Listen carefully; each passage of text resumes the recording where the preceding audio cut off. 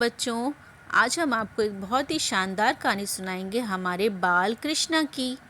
कहानी का नाम है बर्थ ऑफ श्री कृष्णा, कृष्ण जी का जन्मदिन। मथुरा का राजा कंस एक बहुत ही बुरा राजा था। उसकी एक बहन थी जिनका नाम था देवकी, और देवकी जी का ब्याह वासुदेव जी के साथ हुआ था। भगवान कृष्ण माता देवकी और वासुदेव जी की ही संतान थे। जब देवकी जी और वासुदेव जी का ब्याह हो रहा था, तभी आकाश से एक आकाशवाणी हुई जिसमें कहा गया कि देवकी जी का 8वां पुत्र, 8वीं संतान कंस के साम्राज्य को, कंस को ख़त्म कर देगा।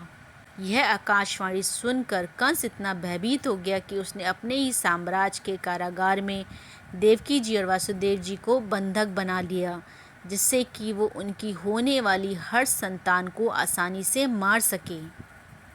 कंस के हाथों द्वारा अपनी 7 संतानों को मरता हुआ देखकर देवकी जी और वासुदेव जी इतना भयभीत हो गए कि वो 8वीं संतान को जन्म देने से ही डरने लग गए। तभी एक रात भगवान विष्णु ने स्वयं प्रकट होकर माता देवकी जी और वासुदेव जी को दर्शन दिए और कहा कि आपके पुत्र के अवतार में मैं जन्म लूँगा और उस बुरे कंस को ख़त्म कर दूँगा। कुछ दिनों बाद एक अलौकिक बालक का जन्म हुआ और उनके जन्म लेते ही वासुदेव जी ने और देवकी जी ने अपने आप को कंस के द्वारा बांधी हुई बेड़ियों से मुक्त पाया। उस दिन एक आश्चर्यजनक घटना घटी। जैसे ही भगवान कृष्ण का जन्म हुआ, कंस के कारागार के सारे दरवाजे अपने आप खुल गए, सारे सैनिक सो गए, जिससे कि वासुदेव जी कृष्ण जी को लेकर वहां से जा सकें। वासुदेव जी कृष्ण जी को लेकर गोकुल के एक घर में पहुँचे।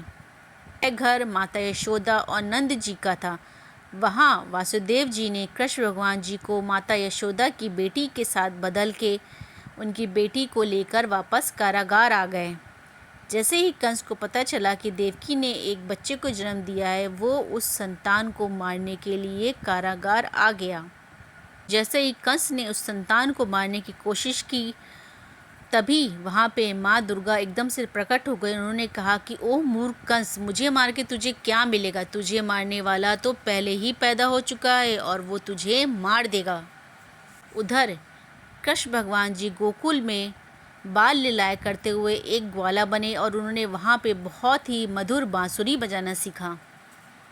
जब कृष्ण भगवान जी बड़े हुए तो उन्होंने मथुरा आकर कंस को मार दिया और अपने पिता को उनका साम्राज्य दिलाया। जन्माष्टमी का त्यौहार हम लोग भगवान कृष्ण के जन्मदिन के शुभ अवसर पर बनाते हैं।